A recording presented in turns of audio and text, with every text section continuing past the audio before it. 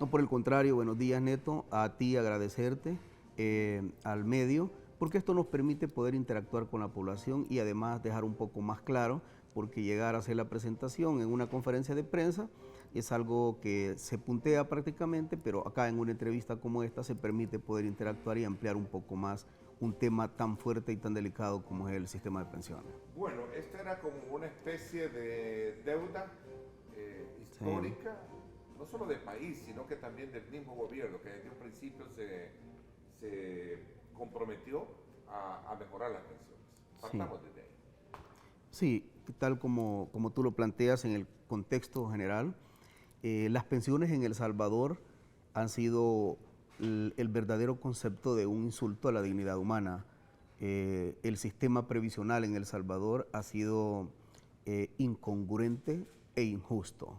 Eh, a los estratos sociales, la estratificación social de la clase trabajadora está bien segmentada y el sistema de pensiones estaba diseñado precisamente para mantener con una buena pensión a un pequeño grupo, castigando fundamentalmente a las grandes mayorías. Una de las cosas que contempla esta reforma es el plano paramétrico que tiene que ver con el incremento del 1% y que esto es imputable al empleador, no se toca ni un 5 partido por la mitad de incremento a los trabajadores.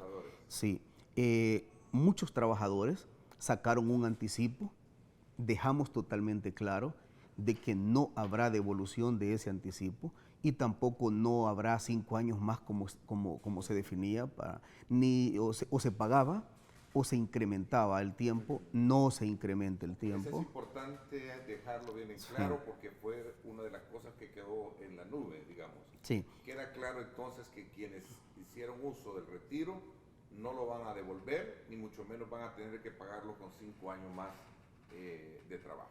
No van a devolver un 5 partido por la mitad, no van a trabajar más tiempo como el anterior sistema lo definía. Eh, lo que sí es cierto, porque puede salir la pregunta de aquel amigo televidente que está diciendo, bueno, yo no lo retiré y voy a tener prácticamente lo mismo Sí, que otro que lo haya retirado. a eso iba. Sí.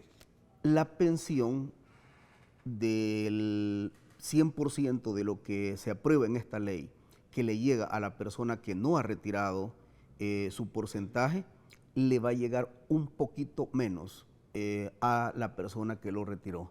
Pero no devuelve un 5, el tiempo se mantiene y prácticamente es una cosa muy ínfima, muy mínima lo que va a significar, pero no regresa absolutamente nada. ¿Hay algún porcentaje en particular que se pueda tener de cuánto va a ser digamos, lo mínimo que van a recibir de su pensión las personas que lo hayan retirado este 25%? Sí,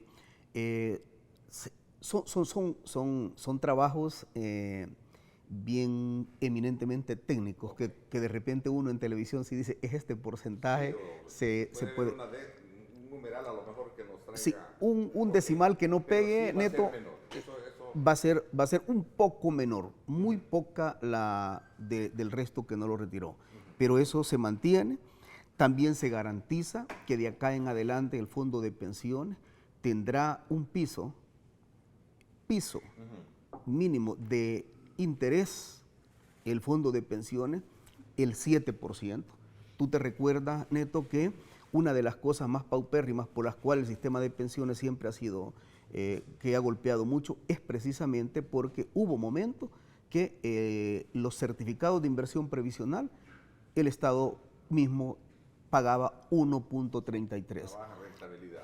Baja rentabilidad, obviamente va a ser baja pensión, así que hoy lo mínimo por mandato de ley queda de que será el 7% tasa de interés. O sea, estamos hablando de un nivel eminentemente competitivo. Actualmente, ¿en cuánto está? En 5.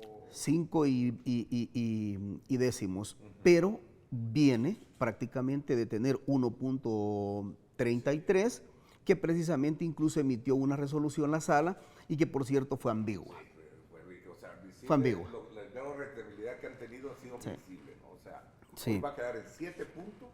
Sí, en 7 es el piso en el que queda por mandato de ley. no habrá una tasa de interés menor a 7. Al 7%. Sí. Y creo que es el que anda, digamos, Rondando navegando a nivel dentro de general. lo que es el sistema. A nivel general. Interesante. Aspectos que tienen que ver, el patrono pagará el 1% más. Hablemos de ello. ¿Por qué la carga el patrón? Sí. Hemos hecho análisis, hemos hecho muchos estudios. Esta reforma presentada no es una cosa de un día para otro. Se han tirado mediciones, se han hecho análisis y la conclusión a la que se llegó es que el trabajador en las condiciones que está en este momento no está apto para aplicarle un descuento y por eso es que se tomó la decisión de que la parte empleadora es la que va a tener que correr con el 1%. Eso llega un punto más al bolsón del fondo de pensiones y eso garantiza que incluso las nuevas generaciones tendrán un sistema previsional mucho más fuerte que incluso el que hoy nosotros estamos anunciando. Ministro, quizás estoy tratando la manera de escudriñar o despejar todas esas dudas, pero me gustaría que en una exposición más extensa nos diera los pormenores de la misma. Por ejemplo, en el caso de las administradoras de fondos de pensiones, entiendo que estas se mantienen. Sí, vamos a ver. Para terminar un poco tal como tú lo planteas, se garantiza por mandato de ley con esta reforma de que el Estado salvadoreño no meterá manos en el fondo de pensiones. O sea, es una cosa neto que el fondo de pensiones ha sido prácticamente la caja chica del Estado y ha sido prácticamente donde se ha estado nutriendo y con, ya lo planteamos, con una baja rentabilidad. Queda también, y eso es muy importante, queda terminantemente prohibido que el Estado salvadoreño meta manos en el fondo, tome dinero del fondo. Queda literalmente prohibido. Queda también una parte que es muy importante, es que la diáspora siempre estuvo totalmente excluido de esto, así que queda un nivel de apertura para que la diáspora se incorpore, pueda cotizar, y incluso va a ser un nivel distinto, proporcional, de cómo en otro país puede ser un poco más caro.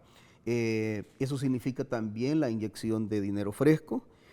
También se define por mandato de ley la creación de la planilla única, Neto.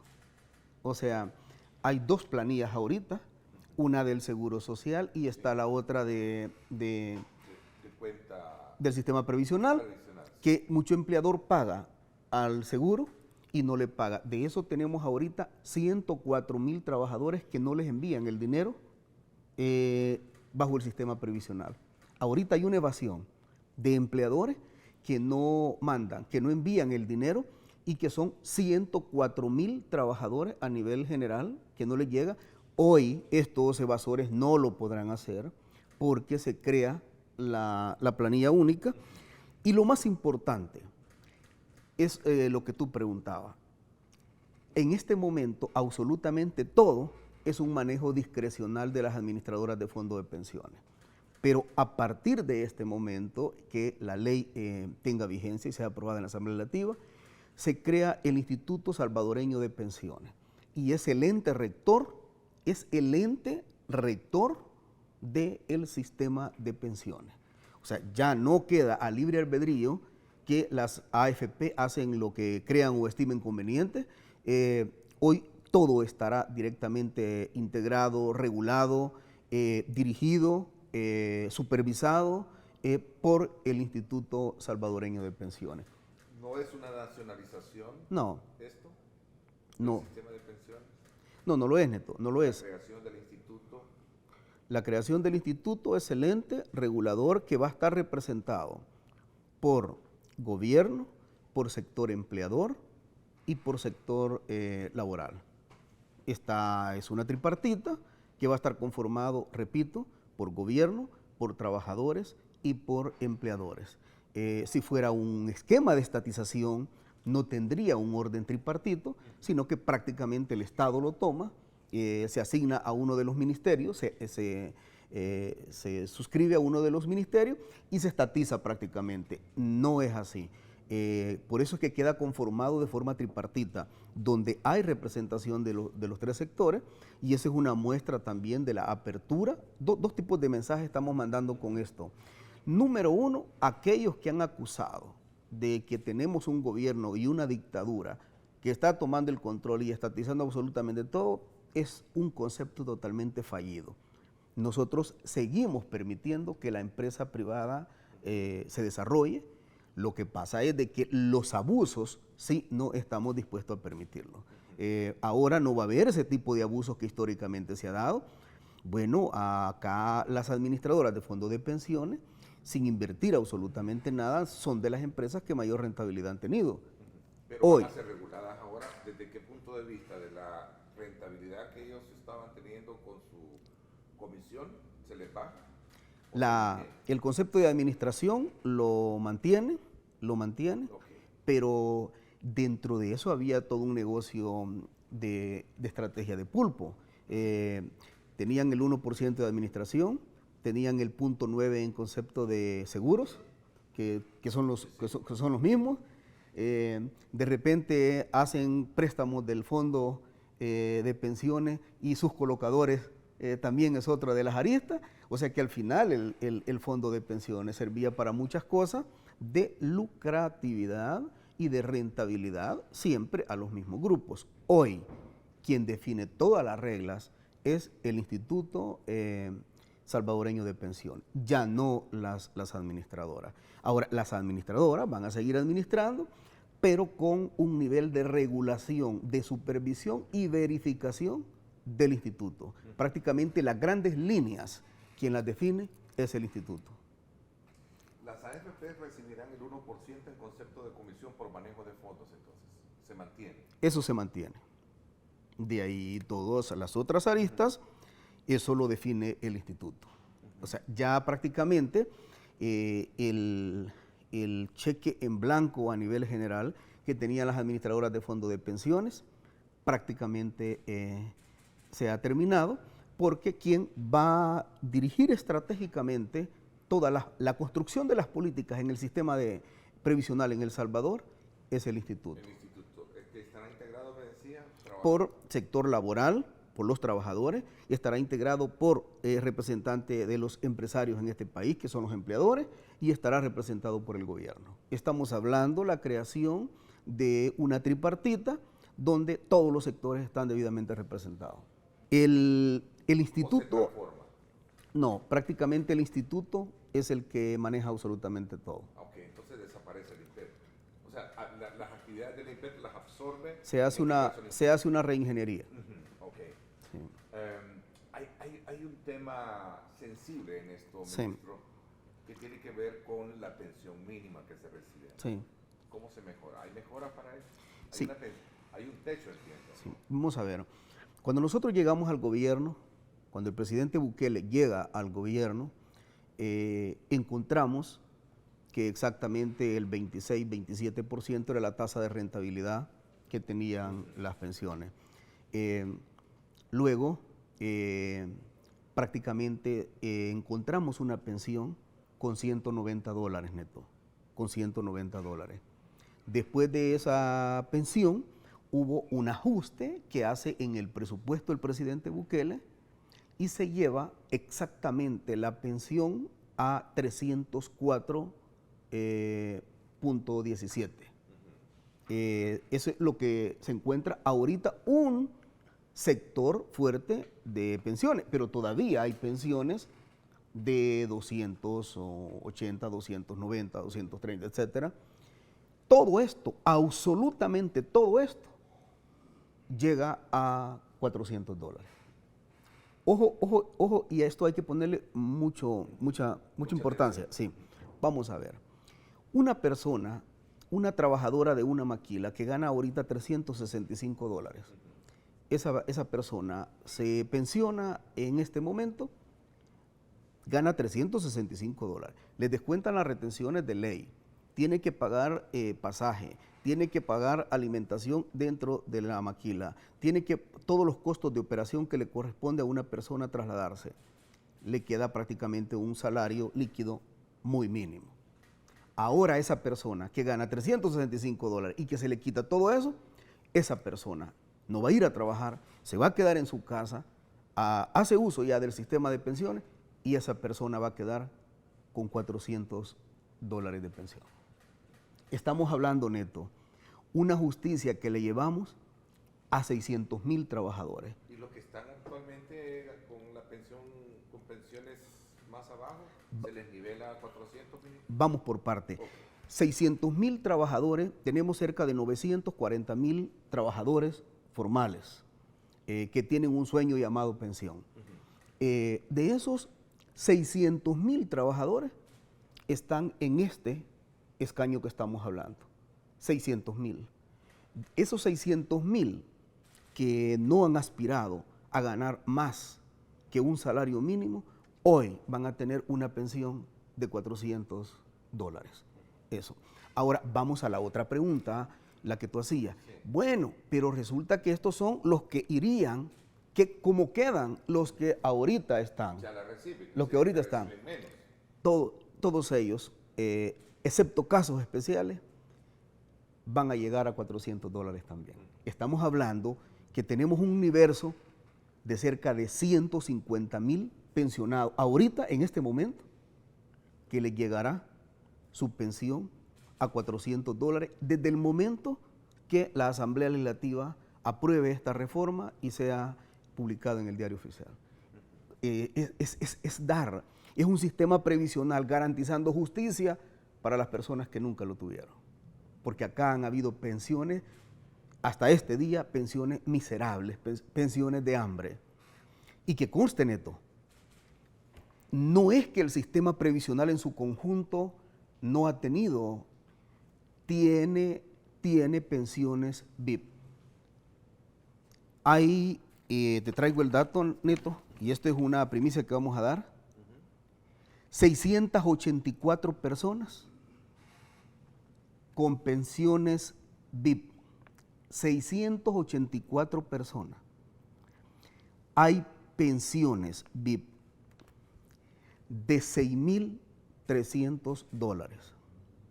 ¿Qué va a pasar con ellas? Sí.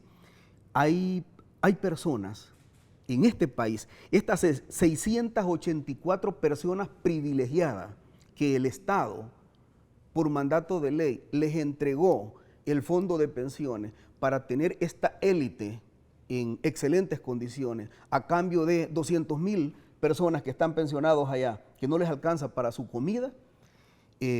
¿Sabes cuánto es la erogación que ha gastado el fondo de pensiones en 684 personas? 345,644,000. Desde que se aprobó este decreto, porque este fue un decreto. Sí. Arena y el FMLN privilegiando, tomando la plata de los trabajadores para privilegiar a 684 personas. Otros partidos también, no solo sí, el resto de partidos que han estado tradicionalmente acá.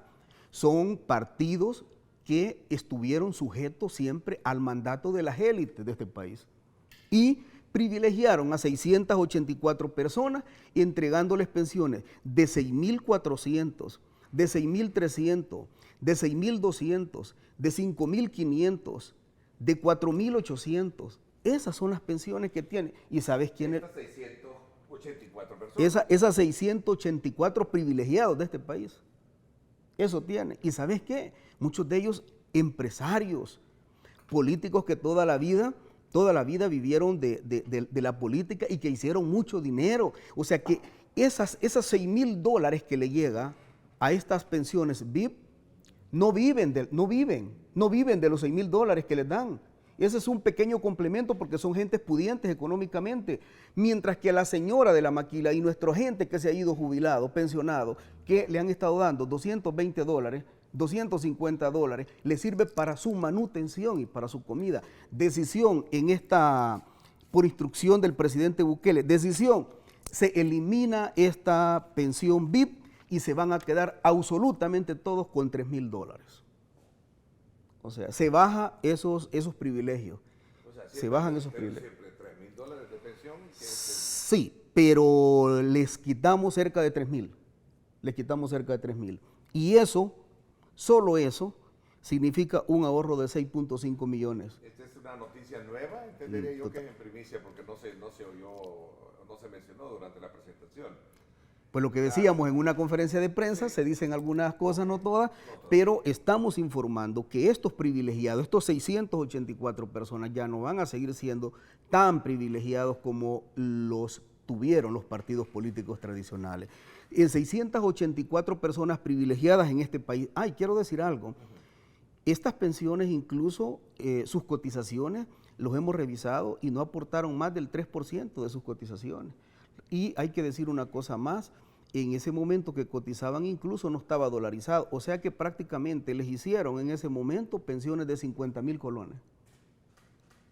Eso es neto, eso es lo que hemos tenido acá en política, eso es lo que hemos tenido con los gobiernos de Arena. Y uno dice, nosotros hablábamos con un equipo y decíamos, o sea, Arena, quierase o no, es producto y un origen de las élites y de las oligarquías de este país, pero llegar el FMLN a manejar las riendas del país, a ver este tipo de sinvergüenzada política y llegaron a ser más igual que Arena, sirvientes de las élites de este país. Se termina eso y hoy hemos armado una reforma al sistema previsional privilegiando al pueblo, privilegiando a 200,000 personas, cerca de 200,000 personas que tenemos ahorita pensionadas con pensiones miserables, quitándole la mitad a estas pensiones VIP que se han llevado en este tiempo 345,644,000. Y estamos hablando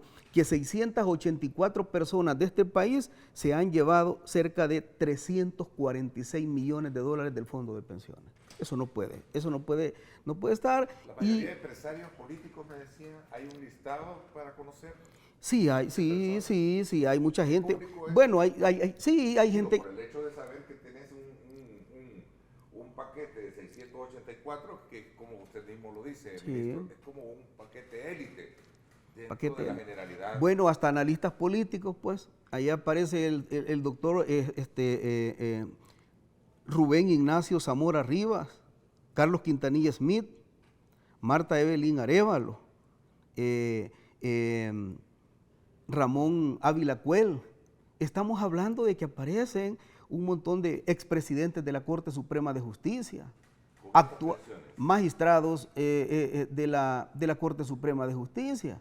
O sea, estamos hablando de una élite que no solamente ha logrado tener el Estado a su antojo, sino que también tomó la decisión de meterle mano al fondo de los trabajadores para privilegiar a 684 personas. Se les baja a $3,000. Se les baja a $3,000.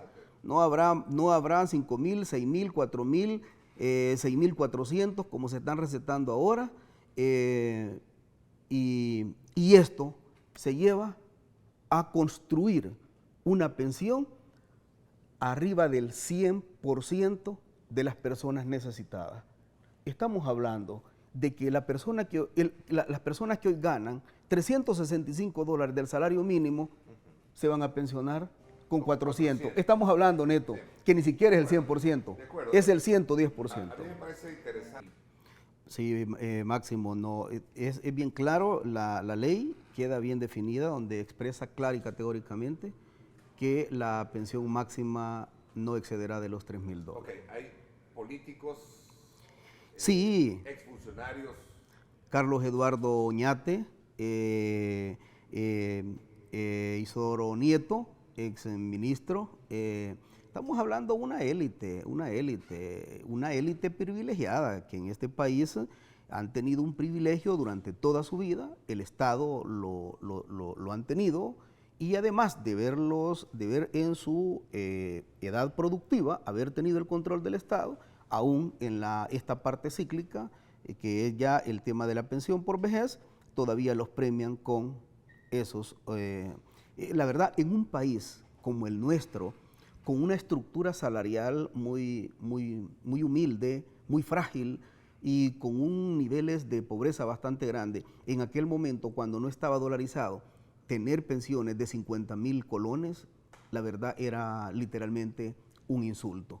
Pero esas son las tapaderas que han tenido siempre los políticos tradicionales, y al final los políticos nada más eran los empleados de estas élites, y por eso es que tomaron estas decisiones. Pero eso se termina y hoy, repito, se han llevado cerca de 346 millones de dólares del fondo de pensiones, 684 personas, pero eso se termina con la nueva reforma y nosotros vamos a apoyar una reforma progresiva que venga de abajo hacia arriba y no de arriba como la tenían estas élites.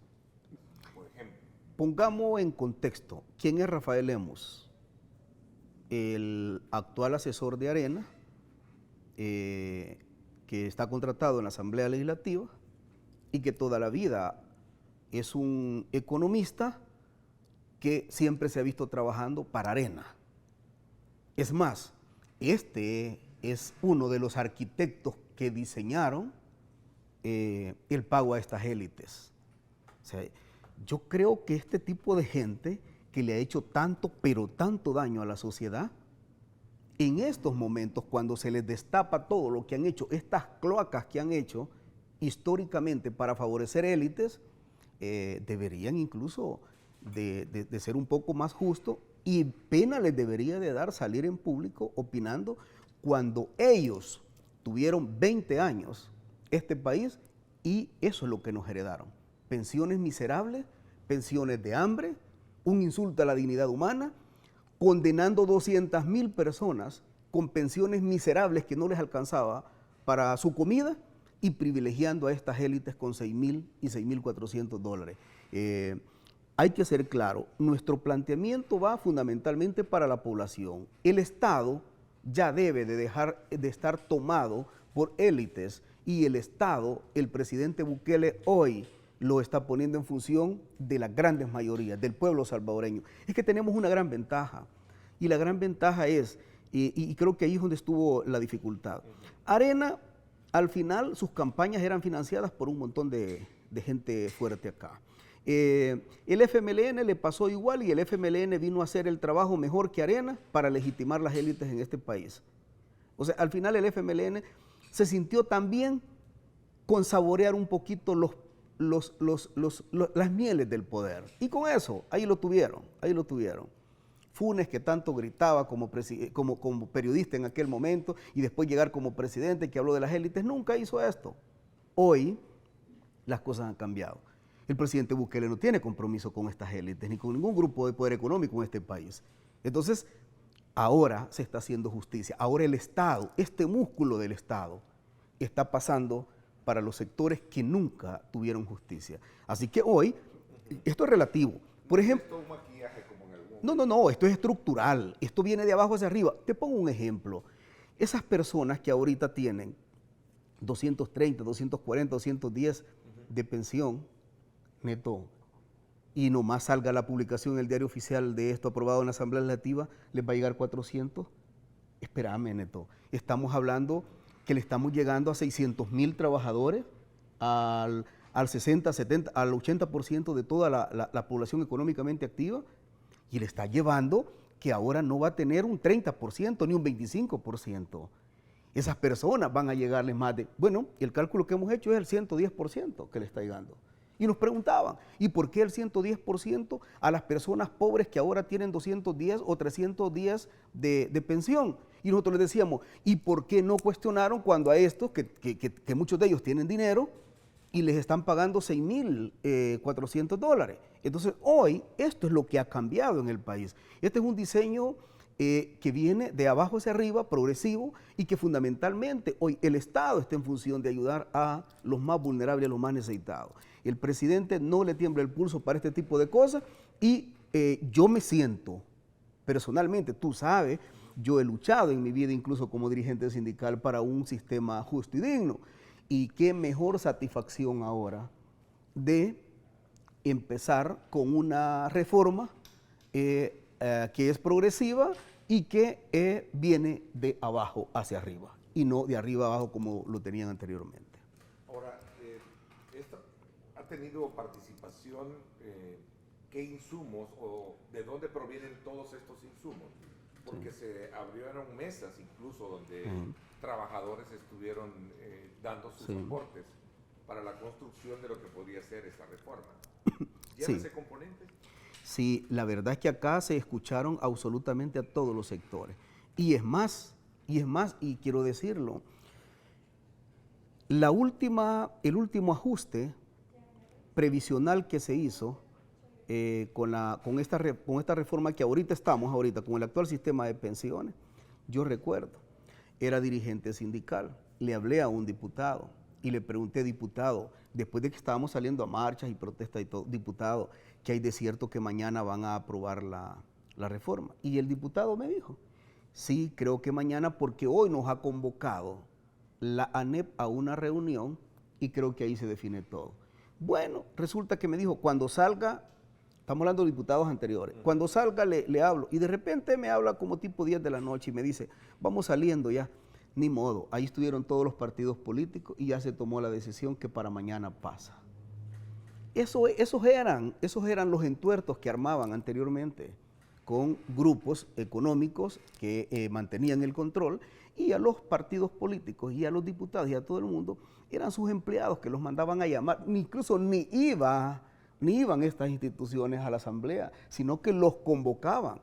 Exactamente el siguiente día fue aprobada la reforma tal como ellos lo definieron. Y este asesor que está hablando hoy, que está escribiendo ahí, ha sido de los arquitectos de esas injusticias, ha sido de los que ha estado trabajando todo el tiempo ahí, dañando al pueblo salvadoreño y armando, asesorando de esa manera. ¿Califica esta propuesta como una medida populista, Rafael Lemus? Pues vuelvo a repetir, yo incluso a él, quizás estoy haciendo un error juzgarlo, porque al final el muchacho lo que hace es ganarse el salario siendo oposición y diciendo todas las cosas negativas contra el gobierno. La verdad es que nosotros hoy les estamos quitando a estos $6,400 que él estuvo en esa reforma, que sacaron ese decreto incluso, y que él ya era asesor en la Asamblea Legislativa, pero al final yo no tengo por qué dirigirme. Él es un empleado prácticamente de estos poderes, de estas élites, y obviamente van a defender las élites. Nosotros estamos acá con la instrucción del presidente Bukele de defender y poner el Estado en función de la gente más necesitada de este país. Entendería que sí. se refiere al dinero que... Cuando tomaron los SIP y todo eso. Totalmente de acuerdo. Cuando el Estado, vamos a ver, hagamos memoria. El Partido Arena, donde este asesor está, el Partido Arena fue el primer partido y el primer gobierno que le metió manos al fondo de pensiones. En aquel momento lo hizo Tony Saca, estando como presidente, sí. Que en ese momento lo crearon con el parámetro de la tasa LIBOR, que en ese momento la LIBOR estaba cerca de 6 puntos y algo. La LIBOR cae y no hubo un rediseño a esa rentabilidad. Toma el dinero. Después de eso, aquellos que decían que no había que tomar el dinero de las pensiones, llega el FMLN al poder y en el gobierno de Funes y Sánchez Serén toman la otra parte, pagando un concepto miserable en tasa de interés, que fue donde tocó fondo y que llegaron a pagar el 1.33%. Y luego de ahí se presentaron unos amparos en la Asamblea Legislativa desde el movimiento popular, desde el movimiento sindical, y la Sala de lo Constitucional salió con una resolución gallo-gallina, que dijo que era muy baja la tasa de interés, pero al final no puso, mandó a legislar y hasta este día no hicieron absolutamente nada. Ellos metieron el fondo, claro de que sí. Ahora, esta reforma, Neto, que estamos presentando, claro que va una inyección del dinero del gobierno. Ahora, nosotros como gobierno no hemos tomado dinero de pensiones. O sea, a nosotros nos dejaron esto, nos dejaron papeles nada más. Creo que la plata... Tengo un dato acá que son $10,000 millones sacados del sistema. $10,000 millones que se los llevaron, que los tomaron, que pagaron una tasa miserable. Al Fondo Monetario Internacional y al Banco Mundial estaban pagando el 7%, y a la plata de los trabajadores le estaban pagando el 1.33. Ahí es donde estas personas debieron haber salido y nunca salieron. Ahí hubo una gran cantidad de plata que se quedó. Esos gobiernos, precisamente por no pagar la tasa de interés competitiva. Ahora que nosotros llegamos no hemos tocado fondos de pensiones y aún así esta reforma está llevando una inyección financiera bien importante que prácticamente está saliendo del Estado. Esas son las herencias que nos dejaron los analistas que salen ahí, así como han dejado a la señora y que nunca hicieron nada y que ahora solo se dedican a criticar. No, en efecto, la pensión por vejez está garantizada, que se sube, y toda esta gente que hoy por hoy ha estado con esas pensiones miserables, injustas e indignas, a todos ellos les va a llegar $400. Y serán casos muy especiales, pero de ahí la gran mayoría le va a llegar, en el caso de ella concretamente y mucha gente que está en esas condiciones, nomás salga la publicación en el diario oficial, sea aprobada por la Asamblea Legislativa, se le cambia prácticamente la vida a toda esta gente y van a tener $400. No importa que alguien tenga un salario del sector del campo, el salario mínimo, no importa que tenga agrícola, no importa que tenga servicio, comercio, no importa. Si esa persona gana el salario mínimo, cual sea bajo la tabla aprobada por salario mínimo, y esa persona hace el trámite de su jubilación en este momento y sale la reforma aprobada lo antes posible, estamos hablando de que esa persona tendrá una pensión equivalente a $400. Esto hay que dejarlo muy claro, que no importa, repito, el tipo de salario mínimo que tenga, ese salario, ya sea de agrícola a comercio o industria, salario mínimo no interesa. Lo que sí interesa es que cuando haga el trámite de su pensión, la pensión quedará con $400. Así que por eso repito, es una reforma estructural que golpea el timón, que deja a este grupo de los privilegiados, no solamente no les subimos, sino les quitamos, y se le ayuda en realidad a cerca de 600,000 trabajadores que bajo la estructura salarial que el país tiene, 640, 680,000 trabajadores andan rondando esos salarios. Ministro, aquí le preguntan, en algunas oportunidades usted, ministro, hacía reflexión de la necesidad de desaparecer las actuales AFP y crear un sistema mixto de administración. Sí, nosotros hemos analizado absolutamente todo. Y lo que sí, bueno, hemos analizado incluso el contexto internacional. Hubo un momento dado de que fue estatizado, eso casi todo el mundo lo tenía. Posteriormente privatizaron los sistemas de pensiones, Chile, en fin, todos los países. Hubo la oleada de las privatizaciones de las pensiones. Hoy se están regresando a un sistema híbrido o de Estado nuevamente. Hay algunos países que ya tomaron nuevamente eso como Estado. Nosotros la decisión que tomamos es que las administradoras de fondos de pensiones deben de quedar, sí y solo sí, bajo una tutela de verificación, supervisión y de control. Y para eso se ha creado el instituto. Y nosotros sí creemos que la representación del sector laboral, la representación del sector empleador y el gobierno, el instituto como ente rector va a tomar una decisión estratégica para el corto y el mediano plazo de que este primer empuje estructural de reforma va a seguir siendo y va a siempre ir premiando a los sectores mucho más bajos. Por eso le llamamos que es una reforma progresiva. ¿Y este seguro de invalidez por qué se elimina? No se elimina. ¿No se elimina? Es bueno Sí, que lo aclare porque... sí, todo lo demás, lo que pasa es que yo en esto sí quisiera tener mucha claridad. Yo te puedo garantizar que la persona que está opinando ni siquiera ha leído la ley, O sea, Eso es televidente, solo pregunta. no, yo me referí que el mismo El analista, señor, el no, analista, no, no, sí, no, no, escribió eso también algo ahí y no se ha leído la reforma todavía. No, prácticamente lo que sí se elimina es el FOB, ¿verdad? el FOB. Eso sí queda totalmente... Que es el fideicomiso, ¿verdad? Así es, así es.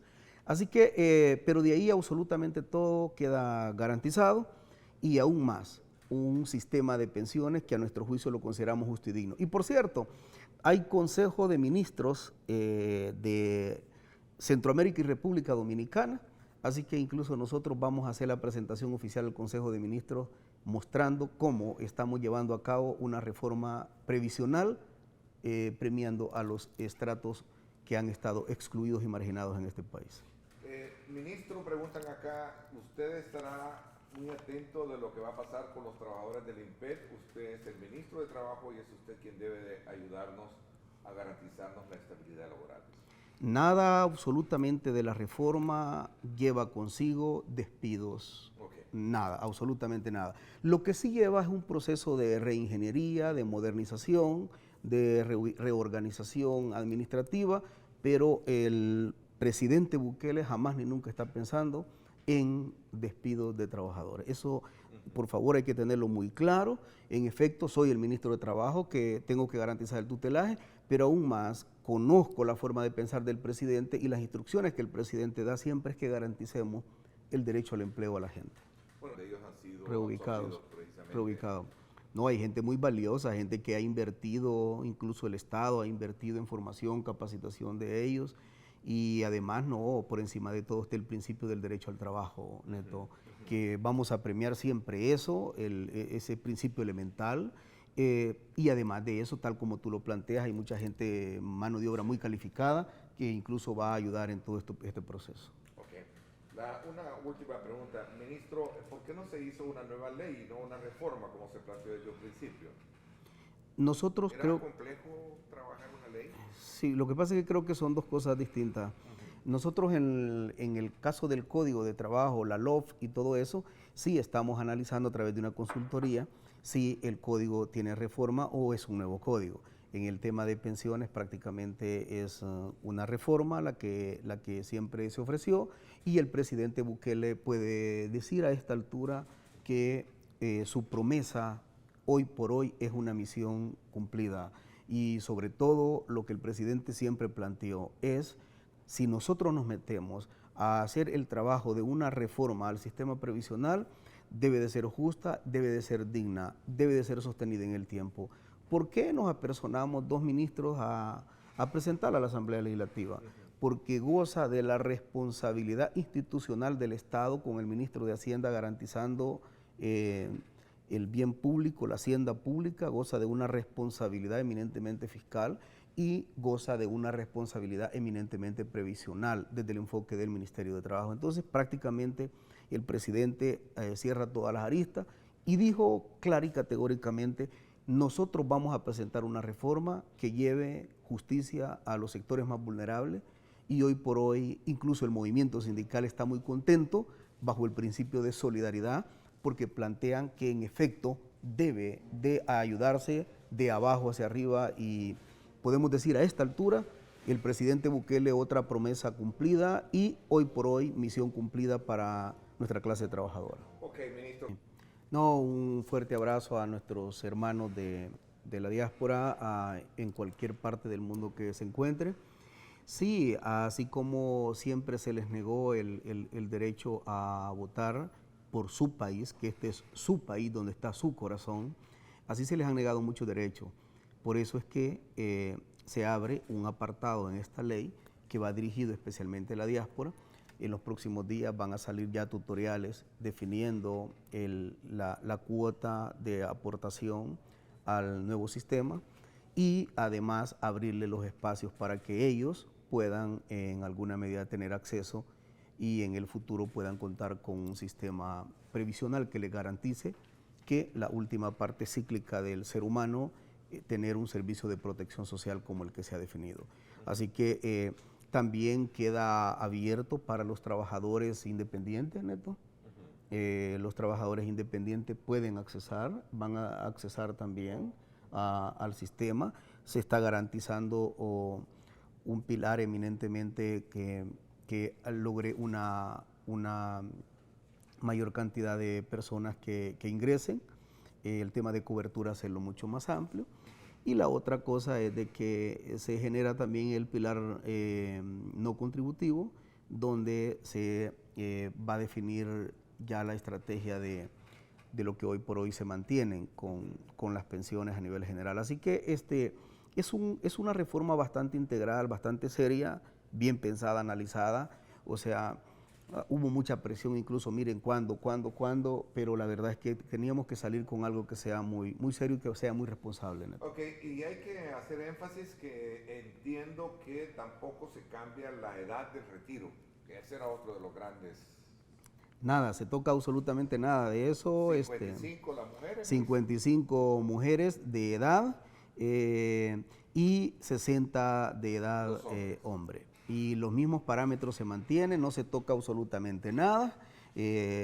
Han habido presiones de todo tipo para que se subieran 5 años a hombres y mujeres, pero ya hemos dicho en reiteradas ocasiones que el presidente y este gobierno no está sujeto a esas presiones, así que se mantiene intacto exactamente como ha estado. Ok, aquí me están preguntando por el FOB, que es el Fondo de Obligaciones Previsionales, que sí, era de donde se retomaba, era la caja chica, ¿no? Era donde el Estado metía la mano para estarla sacando, terminantemente prohibido, por lo tanto... Queda, según la ley, ninguna institución pública ni de gobierno pueden financiar usándose fondos de pensiones. Textualmente así queda, textualmente, prohibido totalmente que el Estado, un gobierno de turno, sea quien sea, meta manos al fondo, tal como lo han hecho los gobiernos anteriores. La verdad, eso no se puede, porque no se trata solamente de criticar, sino se trata como, bueno, estamos en el gobierno ahorita y podríamos haber dicho, no, aquellos le metieron la mano, pues nosotros vamos a disponer. Queda terminantemente prohibido meter la mano del Estado en el fondo de pensiones. Ok, ministro, yo creo que nos queda claro. Insisto, vamos a seguir conociendo más adelante la discusión que genere este proyecto de ley que ya fue presentado, de reforma que fue presentado a la Asamblea Legislativa. Avances en la ley de agencias de seguridad privada, ministro. Usted ha sido un abanderado y preocupado precisamente por este tema, ¿cierto? Sí, es que lo que pasa es que nosotros seguimos pensando, Neto, como el trabajador común y corriente, y no estamos pensando desde una silla con aire acondicionado, con un cargo de ministro. Seguimos identificados con los derechos genuinos de la clase trabajadora, y este sector de las empresas de seguridad han sido las empresas que más violentan los derechos de los trabajadores. La ley sigue en la Asamblea, no la han aprobado. Sin embargo, no me he quedado con los brazos cruzados. Andamos con nuestros equipos haciendo inspecciones y hubo un equipo multidisciplinario que concluyó en lo siguiente. Anteriormente, bueno, como era de 57.14 la multa, había una violación a 600, 800 trabajadores, entonces se le ponía 57.14 de multa a la empresa. Entonces la empresa decía, bueno, yo vulnero el derecho de 800 trabajadores y 57.14 que pago, pues eso es risible. Entonces nosotros en aquel momento que todavía no estaban modificadas las multas, hicimos un criterio, un análisis y lo individualizamos. Entonces hay empresas que han vulnerado el derecho de 1,000 trabajadores, multiplicado por 57.14 les han llegado multas hasta de $140,000 en este momento. Pero hay una cosa que dice la gente, pero la multa le llega al Estado, mis derechos siguen siendo vulnerados.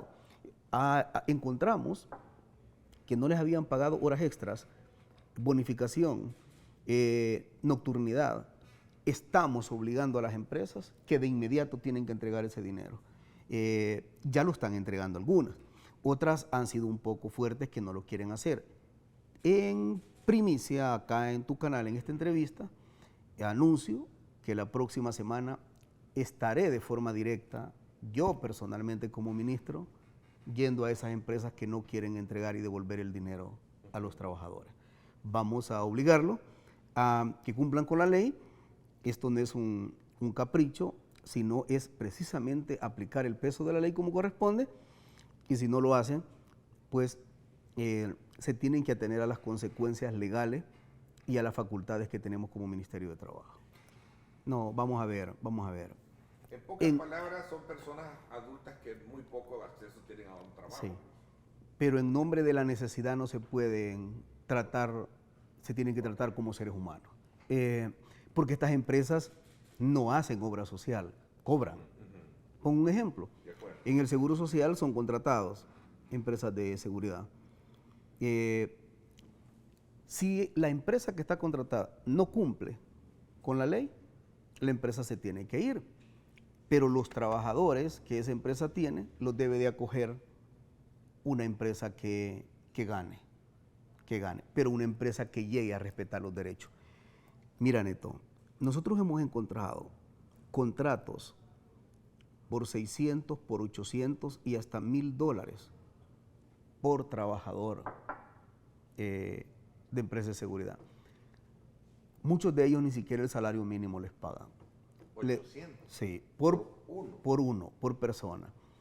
Y a ese trabajador no le pagan a veces, bueno, le descuentan calzado, botas, le descuentan armas, le descuentan absolutamente todo, y muchos de ellos incluso ni siquiera el salario mínimo pagan. Bueno, nosotros encontramos una empresa que supervisamos que los hacía firmar la planilla por el salario mínimo, y después en efectivo les pedía que le regresaran una cantidad de dinero. ¿Por qué? Porque legalmente demostraban que le pagaban el salario, pero luego en efectivo les pedían que les entregaran. No, hay un salvajismo laboral ahí en ese sector y no lo vamos a permitir. Es que lo que pasa es que debemos de estar claros que todo el mundo acá reclama que debemos de tener un Estado de Derecho sólido, fuerte, pero el Estado de Derecho lleva consigo el cumplimiento de la ley. Entonces, lo que estamos haciendo es, mira, Neto, hay trabajadores de esas empresas de seguridad que les dan 7 minutos para hacer todas sus necesidades fisiológicas y aún 4 o 5 minutos para almorzar. Y muchos de ellos están en puestos que ni siquiera los servicios sanitarios le prestan. La verdad es una situación indigna. En este momento no podemos estar tolerando ese tipo de cosas y las empresas deben de cumplir con la ley. A ver, este tema lo trajo, ¿por qué hay tanto atraso o lentitud para la aprobación? De hecho, le trajo a usted ciertos problemas con algunos diputados, ministro. Sí. No, me refiero yo en el sentido que cuál es el por qué, la razón por qué no se aprueba. Sí. Si los argumentos que usted plantea, pues tienen lógica, ¿no? Desde el punto de vista de que hay que resolver un problema de derechos laborales, de derechos humanos, creo más, sí. Porque muchos los tienen trabajando hasta 24 horas. No, Neto, 72 horas. Y después de las 72 horas, si el guardia de turno, que le llaman ellos, no llegó, todavía se tiene que quedar trabajando otras 72 horas. Yo conocí el caso de un señor que su hijo era militar, lo asesinaron en aquel momento las pandillas, y resulta que ni siquiera permiso le dieron para irse a despedir en la velación o el entierro de su hijo. Así tratan a muchos trabajadores. Ahora, hay empresas de seguridad que cumplen la ley. Hay un par de empresas muy mínimas, cumplen la ley, y estas otras que no la cumplen, pues tiene que caerles el peso de la ley. La verdad, yo voy a hacer mi trabajo como ministro que me corresponde, Neto, y voy a llegar incluso personalmente, voy a hacer inspecciones a fin de garantizar el tutelaje de los derechos de los trabajadores. Bueno, esto me lleva a mí. Sí. Estamos trabajando una consultoría, ya el tema de la LOF está terminado, ya lo tenemos 100% terminado, y hoy estamos hablando la segunda semana de diciembre, nos entregan ya todas las aristas del trabajo eminentemente técnico ya del código según las consultorías que hemos asignado. Después de eso viene la socialización con los trabajadores, con los sindicatos, con los empresarios, con los empleadores, con todo el mundo, y además con gente incluso de la Corte Suprema de Justicia que anteriormente estuvo trabajando en un código procesal laboral, que tienen muchas ideas muy, muy buenas. Después de toda esta socialización, que lo vamos a hacer hoy mismo en diciembre, Neto, acá adquirimos un compromiso que a principios del próximo año lo vamos a presentar ya a visto bueno del presidente de la República, y posteriormente lo presentamos bajo las instrucciones que dé el presidente a la Asamblea Legislativa. Así que estamos hablando que lo tenemos terminado ya la consultoría hoy en este mes de diciembre, y el mes de enero estaríamos ya hablando con las instituciones para presentarlo a la Asamblea Legislativa. ¿Y este código vendrá a hacer correcciones como las que estábamos hablando con respecto a ese gremio de empresas de seguridad? Sí, la verdad es un código primero que data de hace 50 años y está desactualizado. Creo que el código fue bueno en su momento, fue útil en su momento, pero ya es un código desactualizado, y lo manejamos desde el enfoque de la consultoría para que saliera un documento, un producto elaborado eminentemente técnico, y posteriormente entra a la socialización, y ahí lleva todos los ajustes netos correspondientes de todas estas. O sea, es un tutelaje completo de derechos tanto para los trabajadores como los empleadores, porque el papel nuestro, el papel del Estado, es una función más arbitral que tiene que garantizar reglas claras para todos, o sea, garantizar mucha certidumbre jurídica a nuestros empresarios. Bueno, recientemente acabamos de entregar el Premio Nacional al Trabajo Decente. Hemos reconocido que hay muy buenos empresarios en este país, porque nos interesa tener más y mejores empresarios, pero empresarios que, perdón, que garanticen los derechos de los trabajadores, especialmente el cumplimiento de la ley. Así que creo que la segunda semana de diciembre tenemos ya la consultoría terminada de esto, y posteriormente ya va a Casa Presidencial para la aprobación del presidente, y posteriormente lo lanzamos a la Asamblea Legislativa. Ok, ministro, este reconocimiento al trabajo decente, ¿cuáles son los parámetros que se toman en cuenta para poder establecer que un trabajo es decente y un otro no puede ser decente? Sí.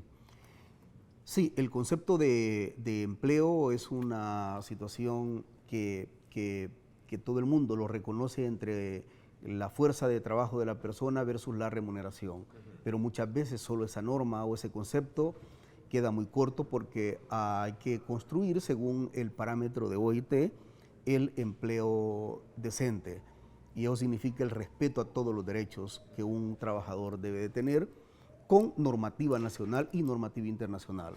Eso significa libertad de organización sindical, el diálogo permanente entre empleadores y trabajadores, cumplir con todas las normas básicas de higiene y seguridad ocupacional, cumplir absolutamente con todos los derechos que mandata la Ley Nacional de los Trabajadores, y cumplir con la cuota que hoy por hoy tiene legalmente las empresas de tener colocadas a las personas con discapacidad, que es una persona por cada 20 trabajadores que debe tener una persona con discapacidad. Estas empresas, muchas de ellas, no solo cumplieron el 100% neto, sino que muchos de ellos incluso sobrepasaron los estándares nacionales e internacionales. Así que este premio lo entregamos como reconocimiento a las buenas prácticas, luego lo enviamos a OIT, y OIT lo hace del conocimiento de todos sus países miembros. Estamos hablando 180 países del mundo que se enteran bajo OIT quiénes son las empresas cumplidoras y de buenas prácticas en el país. Aparte de eso, que se hace un trámite para aquellas empresas que son importadoras o exportadoras, para una tramitología rápida y precisa en aduana, tener un sistema preferencial de tramitología en aduana, a fin de desburocratizar muchas cosas. Ese es otro trámite que se hace, y si cumple con todo, se le otorga. O sea, la verdad es que lo enviamos a todo el Estado salvadoreño diciendo: estas son las empresas cumplidoras de las buenas prácticas. Ministro, no puedo pasar por alto también el tema relacionado con el trabajo que se lleva a cabo en coordinación con algunos gobiernos para poder enviar salvadoreños a trabajar al exterior. Si recientemente, hace 10 días, 11 días, hemos enviado otro contingente para Canadá. Canadá es un mercado laboral muy atractivo. La verdad son salarios muy, pero muy buenos. Digamos que el salario mínimo que están ganando nuestros trabajadores son entre 18 y 20 dólares la hora. Van con todos los gastos pagados. Allá tienen también muchas prestaciones. Y hace 12 días enviamos un último contingente y estamos preparando ya otros. La meta es que para el próximo año estemos enviando por lo menos cada 2 meses, cada mes, contingente a Canadá. Y además ya tenemos los mercados bastante abiertos también laborales de España y de Italia. Así que han habido elecciones, ya nuestro equipo consular se reunió con las nuevas autoridades y gracias a Dios, tanto en España como en Italia, el próximo año, Dios mediante, vamos a enviar contingentes también allá. Entonces, Estados Unidos, Canadá. ¿Abierto visas también de trabajo para este año 2023? Sí, Estados Unidos tenemos cerca de 3,000 trabajadores con el programa de migración laboral colocados en Estados Unidos bajo el concepto de migración circular. Están yendo, están viniendo. Hay grupos que están viajando a Alaska, están regresando y les está yendo muy bien. La verdad es que estamos abriendo todos los mercados. Nosotros tenemos la mejor clase trabajadora del mundo, Neto, pero estos países tienen un déficit de trabajadores. Estados Unidos, Canadá, Europa, y gracias a Dios pues nos está yendo bien con los trabajadores y creemos que el próximo año ya vamos a enviar contingentes a Italia y a España. Bueno, buena noticia para todos fue el anuncio de la ampliación del TPS, ¿no? Sí, claro. Eso fue una buena noticia, ¿no? Sí. En este mismo contexto y sentido de mantener vigente a muchos salvadoreños que están trabajando en los Estados Unidos. Claro, y la aspiración siempre es tener un sistema migratorio integral, porque nuestros tepecianos, al igual que muchos trabajadores que están en Estados Unidos, sacan adelante estas grandes economías y ya son personas con muchos años de estar allá. Eso es lo que aspiramos. Ministro, hora y media de estar conversando temas relacionados con pensiones. Creo que fue muy importante el énfasis y sobre todo despejar todas aquellas dudas que sin duda alguna hay, pero vamos a seguir detenidamente observando el debate que se genera, ¿no? Muchas gracias y siempre a la orden. Un ministro es un servidor público que tiene que estar dispuesto a cualquier momento y siempre es un privilegio compartir contigo, Neto.